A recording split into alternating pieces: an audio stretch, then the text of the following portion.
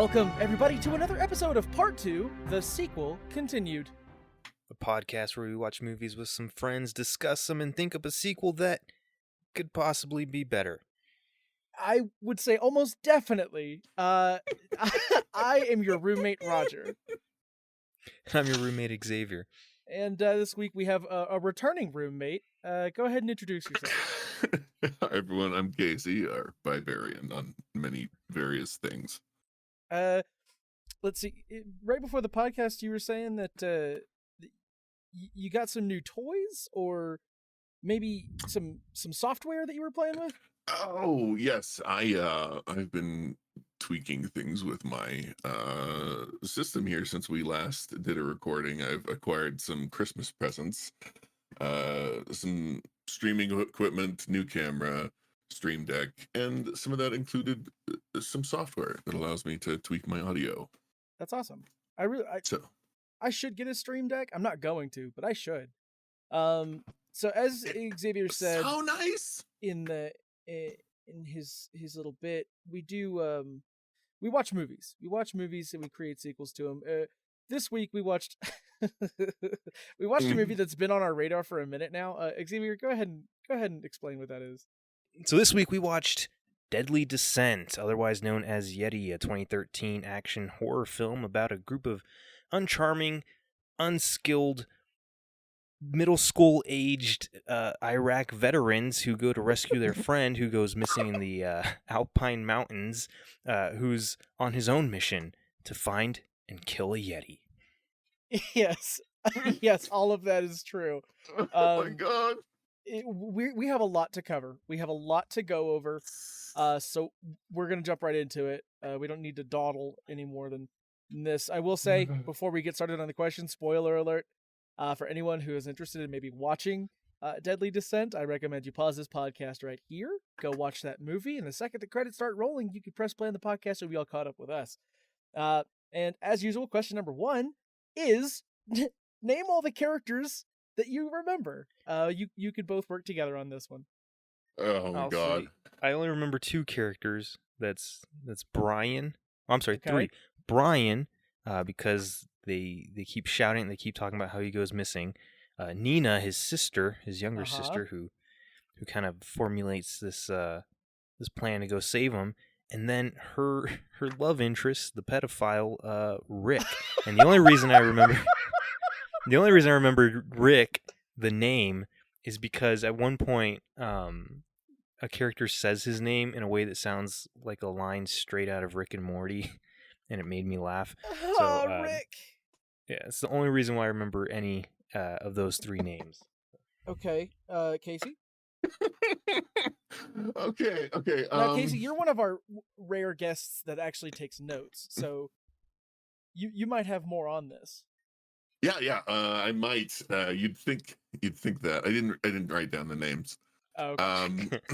Just to give it examples of my notes and while no names is first one is random assholes making noises of exasperation. Pete was not okay, so one of them's named Pete, Okay. and that's how I know whose name is Pete. Evidently, I'm reminded because I wasn't ever sure if it was Ryan or Brian. I think Brian is the dad, and Ryan is like the brother that is the reason we're all going on this little thing. Okay. Well, Maybe. I'm gonna stop you there. So yes, you were right in that Pete does exist, and he's the inciting victim. He's exists. He dies off camera within the first 2 minutes. God, we so have- much to say about that scene. We have Brian, who is the goose of this goose chase. Sorry, in order, we have Pete, the inciting victim, Brian, the Butch Hartman lookalike, which you're not going to get that through an auditory medium, but just look at a picture of this actor. We have Mark, the alcoholic helicopter pilot. We have Nina, Brian's sister, and cold sore enthusiast. We have Rick, the fearless leader. We have John and Stacy, the newlyweds.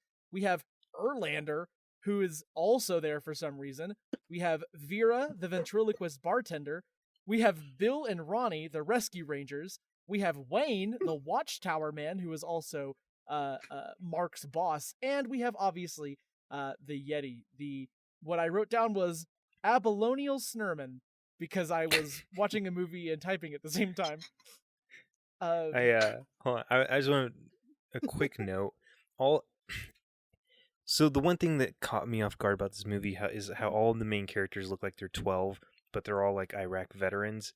To give this movie credit, I'm pretty sure it was shot in Belgium, and maybe even takes place in Belgium.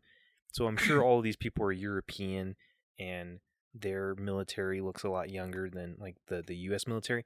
But the bartender, she looks like they pulled her straight out of Tumblr circa 2012. Because holy hell, was she caked up, and her hair was like a mountain high. So See, I definitely was getting Coyote Ugly vibes from the bartender. Ooh, what a pull. Was there a sequel to Coyote Ugly? This isn't the time. Question number 2. I think there was. Coyote Uglier. The movie opens up with 2 tethered hikers, Pete and Brian, as they hike up a very foggy mountain. I'm putting quotes they were around tethered. mountain. They definitely I think they were. weren't tethered, and then they were spontaneously. Yeah, they became tethered later on. It was causes? Sorry. What causes this elevated adventure to end early, Casey? What causes their adventure to end early specifically? The newbies at the beginning. Yes. Yes. Well, evidently, a Sam Squanch that is wielding some kind of rope cutting and heating device steals the friend from over beyond the camera view. I'm convinced the big thing, they couldn't afford this very expensive CGI, so that's why a lot of things happened off camera. But yeah. Okay. Yeah. Xavier? Yeah. I wasn't paying attention during this bit, so I don't know why Pete or whoever decides to go over the ridge, and the other guy decides to stay back and take a swig from his canteen. But, I think he was blasting a deuce. No. Hey, Well, one can only hope. Yeah, right. I was watching this movie with subtitles, and anytime the creature would make a noise, it said "abominable snowman." So, the abominable snowman. Yeah. So okay. So the 2 characters are Pete and Brian. Brian, the titular, the one that we follow throughout the whole film. He and his friend Pete are hiking up this mountain, and Brian needs to catch his breath, so he stops to drink some water. And Pete goes up ahead, saying like, I'll go scout up ahead. You catch up when you can, old man.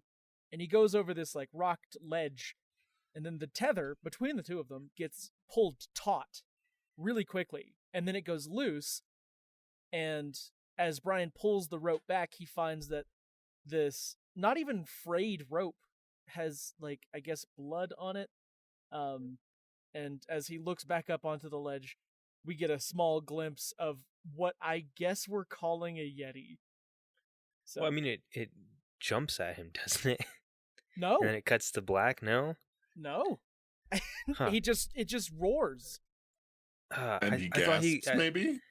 Yeah, I thought it jumped at him, because then when we So, see him in the next sequence, there's a moment later where it does jump at him. That one definitely happens. But I thought it jumped at him in this moment, because then when it cuts to the next sequence and it's just him getting ready to go up to the mountain again, I was like, oh, I guess he's still alive. Okay. Right. Yeah, there was. There was the what? The timing of this movie was very confusing. Yeah, Right. all the opening bits super confusing. Like when we meet Nina, afterwards, her first like 5 minutes, we don't see her face at all, and it's not even like clever blocking or anything. Her hair is just covering her face, and she's moving too quickly for the camera, so we don't see her face at all. And then it cuts to, and it's her getting out of a car, and you're like, oh, I guess this is the person we just saw in the last scene because they have similar hair. But right. Jumping back a little bit, So we see the monster. Pete dies. Brian is stuck, stupefied. Question number 3. Sometime later, not specified, but sometime later, we see the surviving hiker, Brian, is plotting what looks to be a revenge mission. What does he pack for this treacherous trek? Casey? Considering his military background, one would think he'd pack something a bit more effective, but I'm pretty sure that was a Glock 9mm.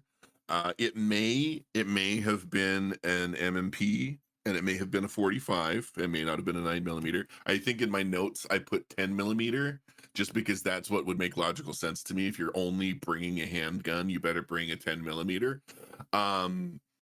In fact, the note says, "Oh shit, he has a 10mm," and I was thinking, like, if he had military background, why does he not have what every 12-year-old in America evidently has, and a few AR-15s in the closet? All right, Xavier. Oh yeah, he packs a lot of sick and minimal snowboarding gear and a handgun. Okay, yeah, so that is essentially my answer, which was some skiing gear and a single pistol for what he describes later in the movie as an 8-foot or taller, like I don't remember like how much he said it weighs. He said like 700 pounds or more. Yeah, like it was that. a ridiculously sized animal, but he packed a single pistol, which is nice. Question Which also number 4. doesn't work. Brian hires the likes of Mark for the quietest helicopter ride ever, up to the side of Glacier Mountain. He's dropped off and does some casual action hiking before finding before finding and following some tracks where he yet again comes face to face with the mountainous beast. But then what happens, Casey? I don't recall off the top of my head. Let me consult my notes. Because places. He finds some tracks. He follows Finds them. some tracks, follows them, gets attacked, and then does it switch at that point to someone else? There's no dialogue. I remember there was no dialogue on this helicopter ride, by the way. This lengthy helicopter. I at this point I had in a big line, searching for twin brother ? Because I didn't realize this was the same person. This was the same person. It's very confusing. Xavier? Yeah, so this helicopter ride, there was dialogue, but it was very minimal, and this was a very spacious helicopter. These guys were like 20 feet apart while they're talking without headsets or anything. TARDIS. And I read the synopsis for this movie, and it was like looking for their brother, and at one point the pilot calls Brian brother, in I guess like a military sense, but I thought literally, so I was like, oh, so this helicopter guy is going to be the main character, and he's going to be looking for this dude who's going to go missing, I guess. You mean the second recognizable person in this movie you've seen in the background of a Marvel movie? Wait, what? Sorry, both of the helicopter pilot and the other guy have both been background characters in several Marvel movies and TV series. I did not look that deeply into these characters. Lucky them. No, yeah. I had to find out why I recognized them, because it couldn't have been from them having talent. No, absolutely not. As far as I know, no one in this movie has really done anything else worth noting at all. Although we did almost watch It Came from the Desert from the same director. So, but yes, Brian takes off from the helicopter, finds some tracks down, then gets attacked by the Yeti again, and it cuts to his sister Nina, who's like, I haven't heard from him in so long, but apparently it's only been a couple of days. Right. So we are now halfway to the point where we need to move on. Okay. So we cut to Nina. So like he comes face to face with this monster. We finally get a build from the most redundant scene ever. And then it cuts to his sister waking up in bed, turning off like an alarm. She makes a phone call explaining that she hasn't heard from Brian and is worried. And in question number 5, Nina searches Brian's house, only to find his maps of Glacier Mountain. She puts the clues together and calls Mountain Rescue to tell them that her brother is missing. But this clearly isn't enough, as she makes another phone call to assemble who, Casey? Just the most idiotic cadre of rescue rangers, I think is the term I heard you use earlier, because they were all basically chipmunks. Calls the crew together to get to the bar to assemble the team of 19-year-old veterans of several wars. Xavier, do you want to explain how these people know each other? Yeah, these are so man, they keep mentioning a cave in Iraq and Afghanistan. They mention both Afghanistan and Iraq. They keep mentioning a cave where apparently something went wrong, and never go deeper into it than that. There's no flashbacks. No flashbacks. At one point, they just turn on a character and they're like, "You're useless now, like you were in the cave." That's it. That's the most we get from those guys. But yes, they look like the 5th grade reunion class of 2004. Just little toddlers. Also, the most incompetent people on the planet, being led by the 50-year-old Rick, who at first is the voice of reason, but then is like, actually, no, we're going to go up there and rescue him ourselves. There's nobody better trained than us because we fucked up a mission in a cave once. Right. So they were all part of like a military unit together, and I guess they all live in the same town now. Yeah, they keep referencing that the only thing to do in this town is grow up and join the military.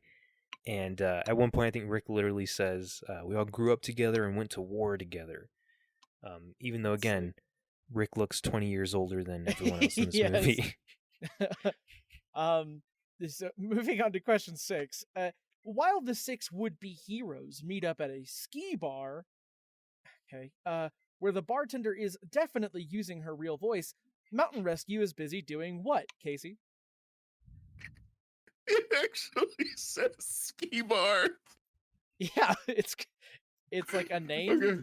And then ski Mountain bar. Rescue is up looking for brother Ryan. For Brian, yeah, and getting killed by Sam Squanch.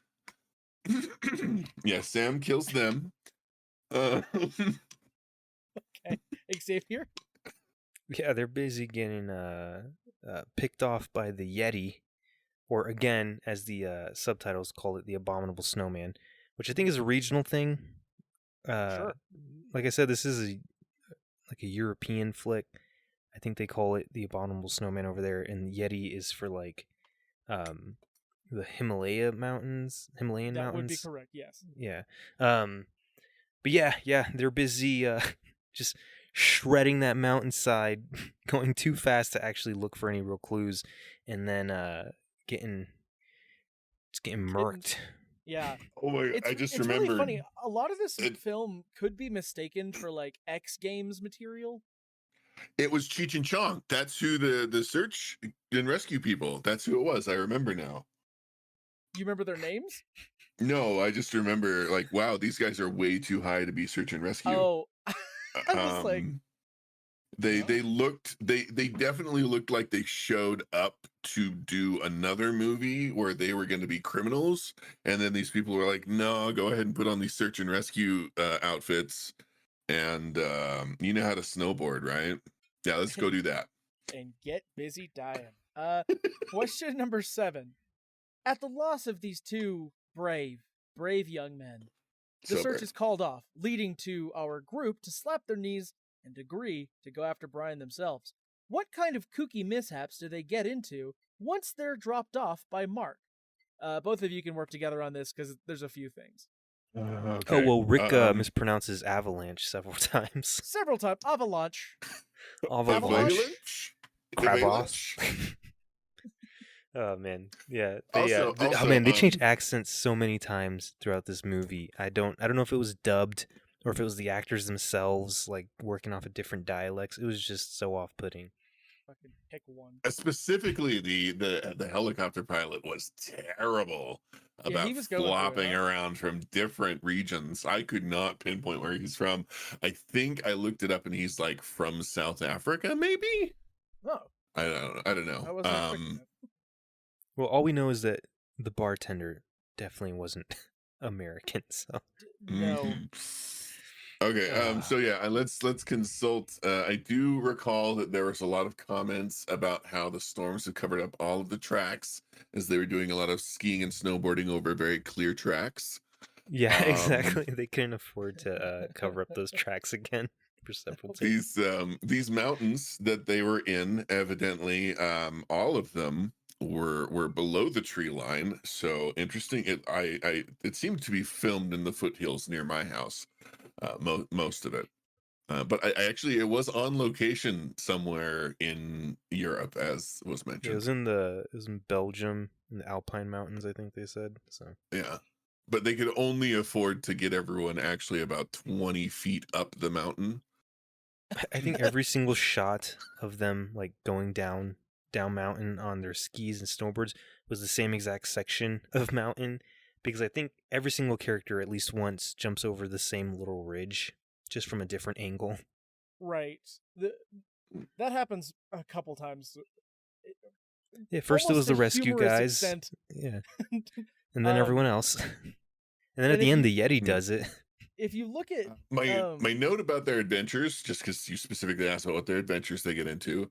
Oh wait, no, this was the ski. I'm sorry, that note was about the ski search and rescue people. It says, so let's ski super intensely down this avalanche area covered in ski tracks where 80 other people have been down ahead of us.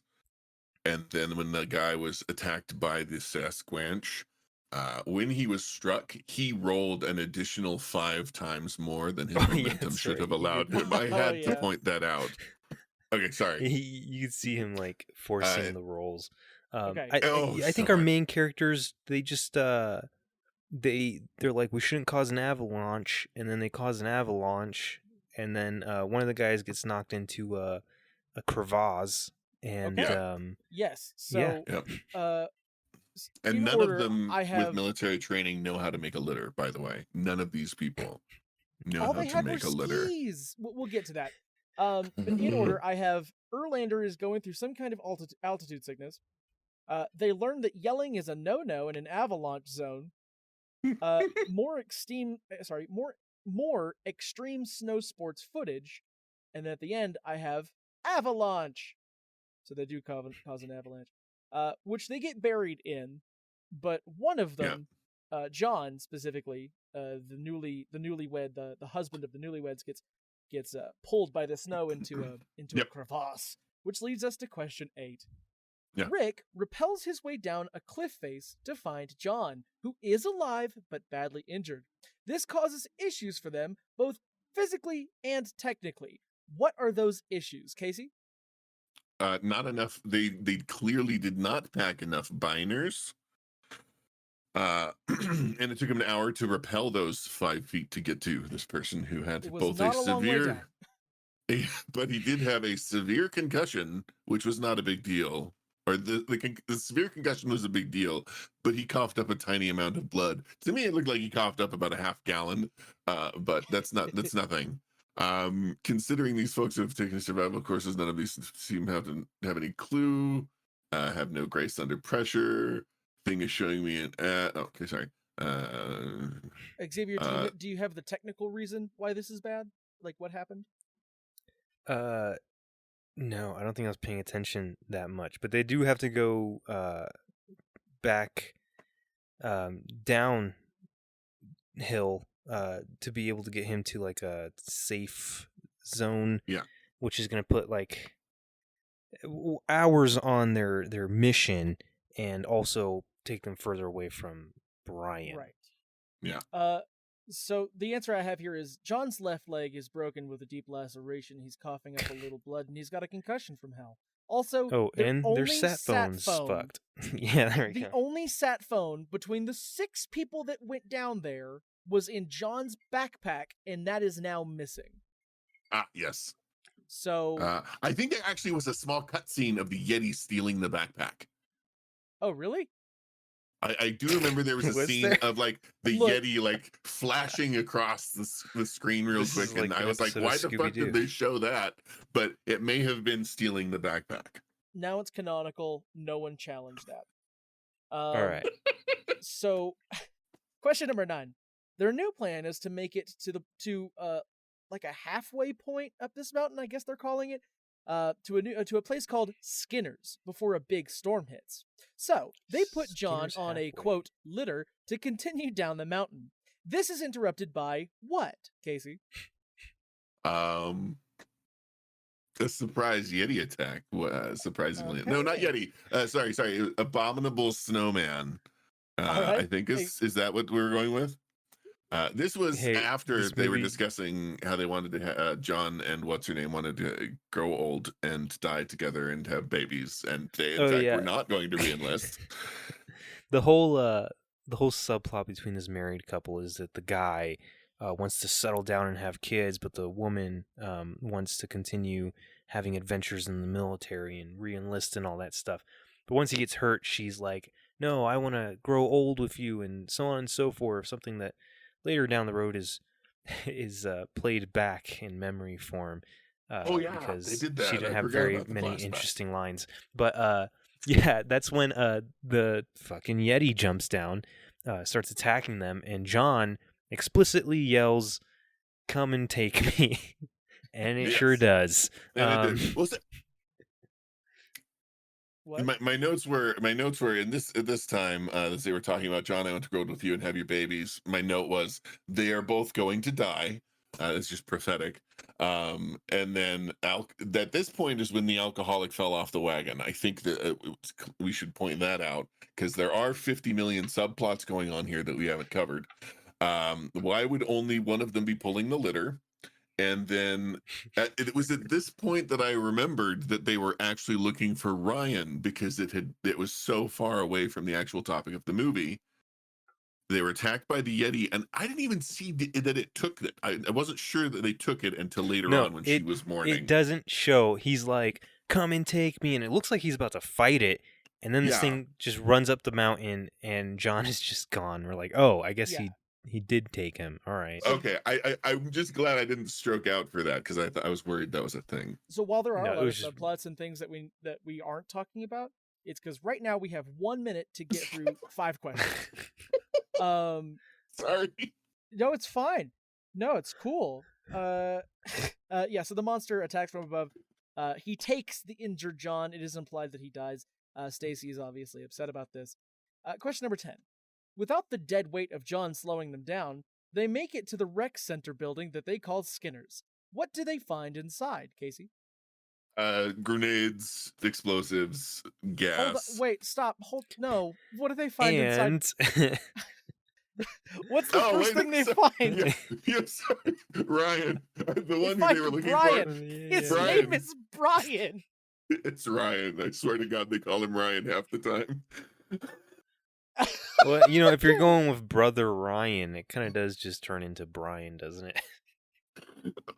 Maybe, I don't. Yeah. But Brian. But no, yeah, they find Brian, who holds them at gunpoint for a solid 5 minutes before he's like, "Oh, And I'm also- the asshole in this situation." We're also not going to talk about how this missing person was in a government building and no one Just- found him. Also, no one how this decided building- to check. This building's completely abandoned, but it still has electricity and a full bar and And 3 not full. grenades for That's some how they reason. knew he was there. Was the alcohol was being drunk? So So- I think I sent a comment to Roger about how they had just found Ryan chilling. That's when I stopped taking notes. Was when they found that Ryan had just been getting Just hanging faced out, huh? Yeah, this was and his escape. getting faced at the lodge. That's how I So- put it. So they find Brian. Question number Mhm. 11. After a long rant from Brian's conspiracy theories, the group insists on leaving, but it's too late. The monster is already here, making them leave from the back where they discover what, Casey? The monsters multiplied. Xavier? There's 2 fucking Yetis. There's 2 of them, folks. It's a weird moment because the audience can't tell that. No, not at all. They go one different way. They run out the back door, and then they hear roaring, and the Yeti pops out, and that's when they shout because it's not clear at all. The Yeti could have literally just ran around the building, but they're like, "There's two of them," and the whole time I was like, "Is there actually two of them?" And then at some point they both walk into the building Yeah, together, they and do I'm like, appear on "Okay, screen there's together, so. two of them." So question number 12. The group is pinned at Skinner's between two of these monsters. And despite their ingenious fortifications, the door is busted down almost immediately. They fall back to their, quote, last stand, which is where, Casey? Ironically, there are 3 answers to this question. I was gonna say first, their first last stand I think is very Jurassic Parky, and they head into the kitchen. Their Okay. next last stand from the kitchen, they flee into. I wasn't sure if it was a pantry or a refrigerator I'm going to call it a larder. or larder works. Yeah. And from there, they are making their last stand and heartfelt. Like several times, I'm thinking, "Oh, thank God, this movie's finally they're going to come to some conclusion." But no, they found another a hole in the floor to make another last stand downstairs, where they I can't remember. I feel like that they were downstairs before, and they Mm, or I'm no. confusing the back door with the downstairs Yeah, you're area. I think confusing I'm thinking the back the wood closet shed. Yeah, because there's they like a wood probably stove. actually used the same set to do it. But yeah, so there was another last stand down in the root cellar below the larder, which conveniently contained large quantities of several different flammable items, at least according to the labels. There were different numbers on the different labels. So Yes. evidently they were Okay. storing I'm like gonna stop gas you, and Casey. kerosene That's and Casey. Okay, sorry. Xavier, did you get all that? Yeah, I got most of it. Okay, we're in question 13. Uh, Erlander, who at this point in the movie has kind of lost his mind. Like it's kind of implied throughout the whole thing that he's going through some kind of PTSD. But at this point, he chooses to sacrifice himself for the good of the team. It is very unceremonious, but it does make the monsters leave, which gives the crew time to do what, Casey? I think they did a little preparation montage. Okay. Yeah. Uh, you can't really tell if it was a montage because usually the music changes, but it was the same music as they played throughout the whole movie with just the same dramatic one, Right. like 5 bars that For they the played Also- purpose over of and this over again. movie, we will call it a montage. But yeah, Also, we'll say it's a montage. every single thing that they prep in this quote unquote montage is only used to kill one of the monsters. Like literally Okay. immediately. So we Every will get second of the there. preparation. Yeah. So they rebarricade the front door, which okay. They craft some improvised booby traps. They weaponize pieces of wooden chairs, and Stacy finds 3 live grenades, which Casey did reference earlier. And question number 14 is: with after all of that planning, the crew walks out of Skinner's ready to fight. They make contact with the creatures and lead them through the front door, as per planned. Now, Casey, how does that go? Eh, It's just painful. Okay, so they get one of them to fall in the thing and it dies, right? And then they manage to like. I, I I was having a really hard time keeping track of everything going on No. at this point. Xavier, can you elaborate? So yeah, they kill the first monster. The second monster, they lead into their secondary trap, which isn't really a trap, where it gets Stacy, and then that's where they try to kill it with a grenade by by throwing the grenade into that little Stacy. cellar area and just blowing the whole building to shit, Yeah, including Stacy, who I forgot Stacy was still in Yes. there, and Yeah, Stacy yeah. does not make it. No, Oh. and it's unclear if she died by the monster or if her friends just kind of fucked her over. But as friends, we can't do much for it. Let's just. Yeah. So the first monster falls through like a trap in the floor and is impaled on some spikes and dies immediately. This thing's been shot several times, but it dies by some wooden spikes. And the second monster, does get Stacy, and I guess either begins eating her or is about to, and they close the door as they walk out of that little special wooden shed room, and they throw a grenade into the wood chute into the boiler room where all the explosives are, and it blows this building to like sky high. It's a massive, massive fake explosion. Now question number 15, and this is, guys, I might not even let you answer this one. Rick, Brian, and Nina are all ready to go. Both monsters are dead. They've saved the day. They lock into their skis, ready to leave. But they see that one of the Yetis is still fucking alive. Run us through the last 5 minutes of the movie. Now, do you guys want to do this, or do you want me to? Well, I just want to say, as soon as the first Yeti died, fell on those spikes, died, I looked, even before the Yeti's attack, there was 15 minutes left in this movie. These were the longest 15 minutes in any movie ever. But they kill the second Yeti 3 different times with grenades, only for it to keep coming. Eventually, the helicopter comes back around. Nina jumps into it, only to find that Rick, who had supposedly, died with the second grenade, is actually in this helicopter, and the Yeti jumps on. Yeah, the Yeti jumps onto the helicopter, is about to bring it down, and that's when Rick throws the last grenade into its mouth perfectly from across this 20-foot long helicopter, and the Yeti, who is still attached to the helicopter, blows to bits, which should have also completely disintegrated this helicopter, but it didn't, because we have the world's best helicopter pilot who is completely hungover, flying, and then they kind of just fly into the sunset. At least I think that's how it ends, right? Well, the only thing you got wrong is that it was a sunrise. It was Yeah. morning time.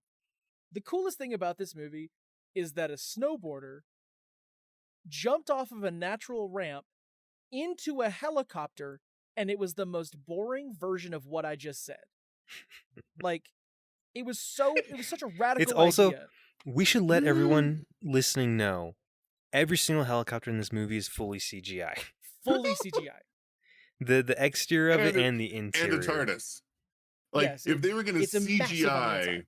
a goddamn helicopter, you think they would have actually done the Chinook that they modeled the set that they used for the interior of the helicopter? But no. Okay, so we have maybe 15 minutes to sequelize this movie. Casey, you know the rules. You start this out. How's the movie begin? Okay, so it starts out. We're gonna just go from the reason why the helicopter pilot is an alcoholic was because his dad was actually killed by the Loch Ness monster. And so they go in helicopter immediately to the airport where they are to board a plane to Scotland to avenge his father's death. Okay, so was Okay. his father's death recent? No, it was when he was a kid. Oh, so we're talking like 25, maybe 20 years ago. Yeah, probably. Okay. So that was another thing, right? They keep calling the helicopter pilot, who doesn't look like, he looks older than some of these characters, but he doesn't look more than like 5 years older than anyone else. They keep calling him an old man. And he keeps So we're calling gonna the assume, kids. so we're gonna assume his dad went missing 40 years ago. This is a 50-year-old helicopter pilot. Okay. Who just looks great for his age, because when he goes into the bar the first time, he is drinking a glass of milk. So that milk has really been helping him out. You know what? I wanted to talk about this. He does just order a glass of fucking milk, right? Yeah, The Yeah. bartender says your usual. He falls off the wagon that's why I pointed out he fell off the wagon in the show. He is the world's weakest, most pathetic alcoholic recovery person ever. Like, Anyway, I could think of worse things to order at a bar, but fucking milk. Anyway, okay, so we're Red Bull? going to Scotland. We have Rick, the old man. We have Nina, someone who I don't think has any kind of training, and we have Mark. No. Yeah. So going to can Scotland. Mark be kidnapping them to take to Scotland, Like, they just finished fighting some Yetis. They don't want to fight another monster, but Mark is like... Right. Mark, who also had nothing to do with any of this, he just happened to see That's- the Yeti at the end, and he makes, like, a Chewbacca joke. He's like, He wow, did. monsters really are real. Yeah, You I guys hope they believe in license monsters now. Let's, the Loch Ness Monster killed my dad. Let's go get that son of a bitch. Oh, right, because he can't return because he would lose his Yeah. license. He was Yeah. warned. Yeah, so they never land the helicopter. They just keep going to Scotland. We Could are they just somewhere in fly to Europe, so maybe Scotland? they can make it. Yeah. Yeah. Might not be too far. I mean, okay, from judging from the size of the interior of the helicopter, it can contain enough fuel. it's just packed with fuel throughout the fuselage of this entire helicopter. So they go to Scotland. They get there. They meet up with like some kind of representative of Loch Ness, and Drunk pilot's brother and or other family member who's like, "Why did it take you so long to come home?" And then you know, Mark was like, "Oh yeah, this is where my accents all come from." yeah, because he's been bouncing from country to country, Right. fleeing his My history of alcoholism just keeps yeah. getting in the way of my helicopter flying. So once I lose my license one place, I got to go to the next one. That too. So now I don't know how a helicopter is going to help us fight the Loch Ness monster. No, that's just. No, to it get doesn't. there. They immediately crash into the Loch Ness Hell yes, they do. lake, and the whole rest of the movie takes place They underwater. get there on fumes. No, they get to the whole area on fumes in the helicopter, and that's why it crashes. So Loch Ness is helicopter just fucking massive. or does Nessie take the helicopter down somehow? Like maybe they're trying to do. I some like the recon. idea. I like the idea that that Mark keeps mentioning Nessie and Nessie taking his father, but we do not ever see Nessie initially until the climax of the movie. So this is really kind of like 10 Cloverfield Lane, where these two kidnapped victims they think it's are not even like- real. Yeah, they're like, oh man, this guy who drug us all the way to Ireland, he's nuts. You know, we gotta get out of here. But I do they like the Scotland, juxtaposition by the of way. killing two Yetis and thinking the Loch Ness monster. Loch Ness This guy's a monster? No way. fucking lunatic. See, that was the only way. That's the only direction I thought a sequel could go. Is they have to go after another cryptid of some kind, and I Sure. didn't want to go after any in America just because all of those are going to be, any. I mean, well, the well, Jersey no, Devil. there's That's couple going to be a sequels. 15-minute mini movie. Okay, we're done with Yeah. that one. So Loch Ness Yeah. monster. So everything that's happening to these three, it all seems to be happenstance, right? Like it's not necessarily the Loch Ness monster's doing things, but the paranoia from Mark and his brother, and the rumors surrounding their father's disappearance, and the very foggy, massive lake that they have to traverse. Everything seems to be either superstitious or maybe just unlucky that like people just keep dying around them. And meanwhile, Nina and Rick are like, we got to get the fuck out of here.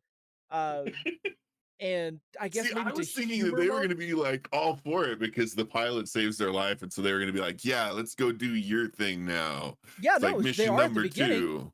They're like, yeah, we'll help you out. Like you helped us out. That's great. yeah, We'll avenge initially, your but dad there's too. there's like no evidence, and so they start losing their faith in Mark, and that's when they find the empty whiskey bottle that he kept, and they're like, oh no, he's back on the wagon, and their distrust just starts going down and down until eventually they just run into Nessie.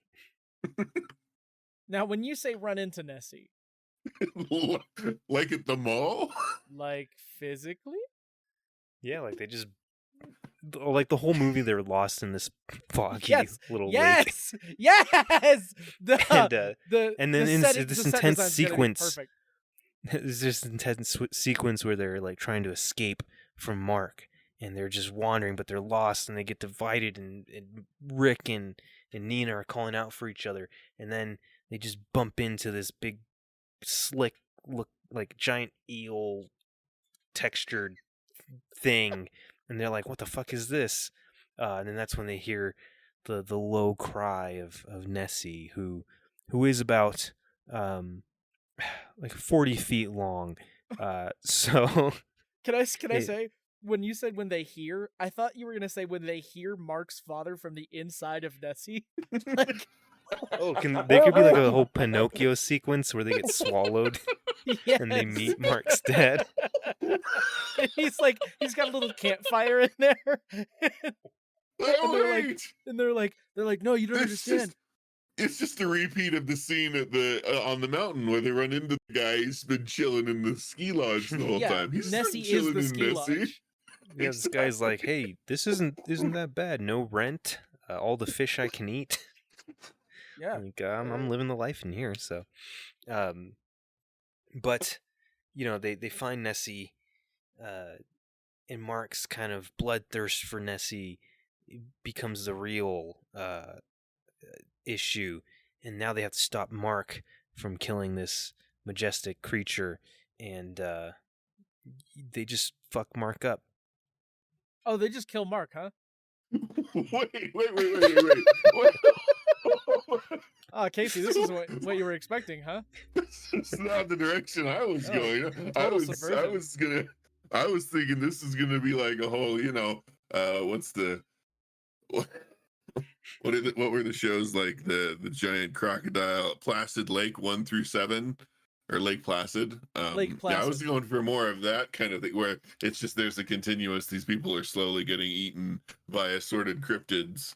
And that way you can cycle through a cast, and then you've got tons more sequels to go with. Here's the thing: if we still crawl got inside of Nessie, the whole cast is in that stomach. right. But then when they're chilling in the stomach, just hanging out, reminiscing, telling stories, having the crack. That's Irish. Anyway, they start having to dodge like harpoon hooks that are coming through Nessie, and it's Mark on the outside trying to kill this majestic plesiosaur, and I mean, you had to name the dinosaur. Well, I mean, I won't get into why a plesiosaur is not a dinosaur. Not on this podcast. It's not the time. Fair. So how does it end? How does it get wrapped up? Well, I don't know. We went in a completely different direction than the one I was. That's how this show goes, baby. You gotta roll with the punches. Okay, so So they what's just his name murk. is stabbing. Everyone's huddled inside Nessie. Nessie is now. I wasn't sure if we picked up where was Nessie just majestic creature, or was Nessie? Yeah, Nessie's just minding evil? its business. Yeah. Okay, so Nessie's just chilling and is. It is eating people, but it's also like a giant. It's just scooping stuff up out of the water. No, not at all. But Mark doesn't know that. What was that, Roger? More than you would, more than most, probably. Actually, you were mentioning eating people whole, and I asked, "Are you familiar with vor?" Well, that's why I'm confused. Like he's revealing people themselves. I mean, that's not my thing, but like if he's eating people, but they're not dying, because Dad's been chilling there evidently for 45 years, because our pilot nothing but fish. Eating nothing he's been but fish. surviving. Yeah. Yeah, so there's a small colony in there at this point, so all these people have been. They've started a commune, right? Is that Mark's dad is like married so now? Is now gone from 40 feet to like kaiju size. His dad got married, and now Mark has a new stepmother. Yeah, and like little step siblings. Mark sees all this somehow. Nessie's like, "Ow, what the heck is poking at me?" Eats Mark. Mark sees all this, discovers like the errors of his ways, but he's still kidnapped Nina and Rick. So Nina and Rick still fuck him up eventually, because they all decide, the three main characters decide they're not going to spend the rest of their lives inside of Nessie. So they make their way out of Nessie, because apparently all these people in Nessie could leave whenever they want. They've discovered the way out long ago, but decided this is a utopia that they're going to stick with. That's called exile. The Loch Ness police will push you through the sphincter of exile. So Nina, Rick, and Mark all get out. Nina and Rick are still pissed at Mark, so they fuck him up.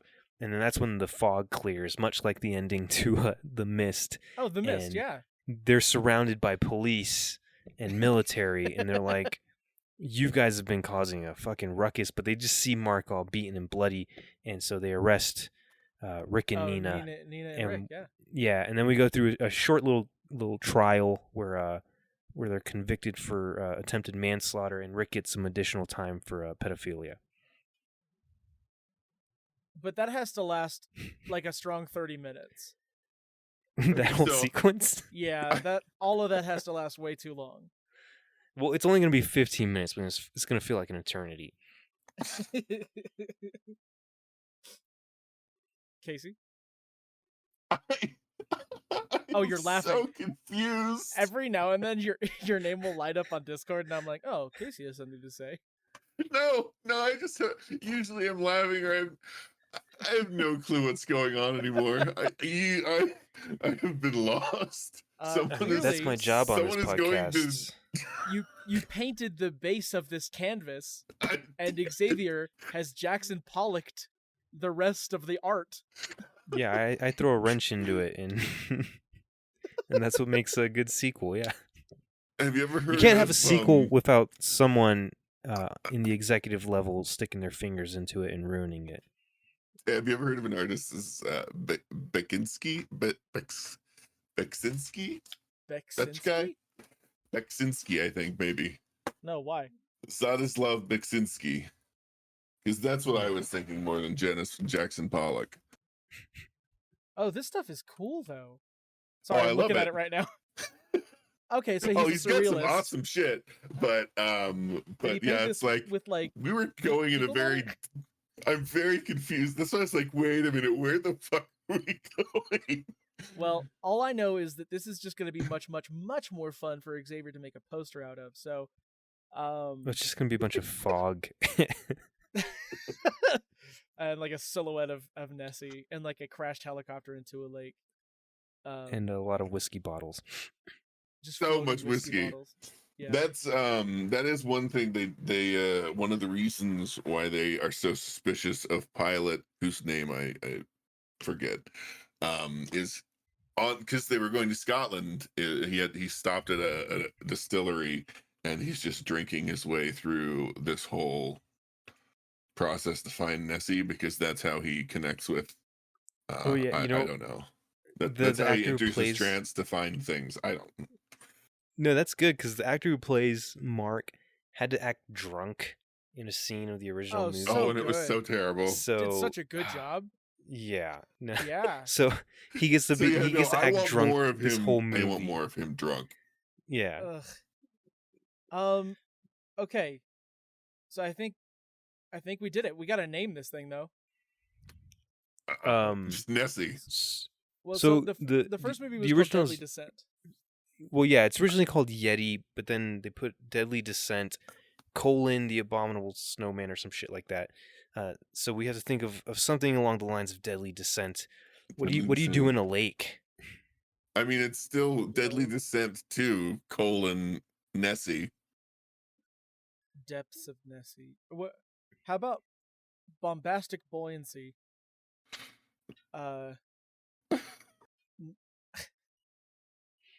That's all I got. No. Okay. We gotta. So we've decided we're going with alliteration. Okay. Let's pull up the good old thesaurus and see what I can find.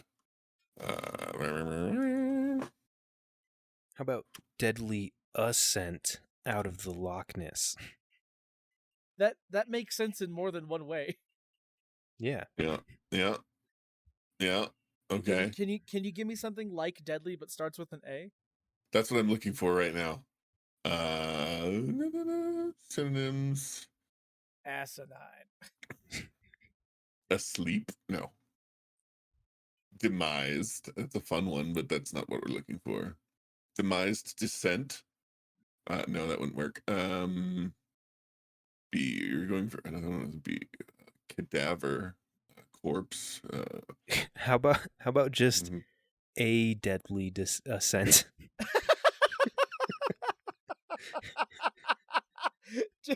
Because I'm tired of this bit, I'm going to agree to it. Yeah. Okay. So a deadly ascent. Are we colonizing this one? Yeah, out of the Loch Ness. Oh yeah, right. Out of the Loch Ness. Okay. Well, cool. Okay, so everybody at home, be prepared to see that on shelves at your nearest Blockbuster. Casey, thank you so much for joining us today. I'm so confused. At least that's a service that we offer. Casey, if people want to find you, where would they go? Probably Twitch is going to be the best place. Twitch.tv/Bibarian. Bibarian, similar to Barbarian, but swings both ways. Xavier. Oh, sorry, go ahead. I was going to say, like a barbarian's axe. So, anything to remember. Oh, very clever. Did you just come up with that? I can't tell if you're fucking with me right now. Because no, I've seen Okay. like an axe I swing both ways. That's been a I've never heard t-shirt that I've seen a before. million times. Yeah. As a straight man, that's not fair. a cool It's thing I valid. get to hear very often. Yeah, no, it's valid. Xavier, do you have any housekeeping you'd like to take care of? Sure. If you enjoyed this episode, if you'd like to see a mock-up poster for A Deadly Ascent out of the Loch Ness, just follow us on Instagram. We post all of our mock posters for these made-up sequels that we think up every episode on there. That would be part2_pod. If you're enjoying it, again, please tell your friends about it. If you haven't already subscribed to us on whatever platform you listen to, go ahead and do that. And if you'd be so kind, leave us a little rate and comment on that platform as well, so that other people can get an idea of what we're all about. We'd really appreciate it, and it's just a nice thing to do. It is a very nice thing to do. Casey, thank you so much again for being with us. Xavier, thank you again every week. And most importantly, thank all of you for listening. It's been it's super awesome that people are enjoying the show. We got another comment from Chains recently. I'm pretty sure it was talking smack about Steven Seagal. Yeah. And I want to give a personal thanks to Peyton Pedkis for our intro and outro themes. And I guess I have been your roommate, Roger. And I've been your roommate, Xavier. I'm just this person over here. And we will see you next week on part 2. The sequel. Continue. Yeah. Okay.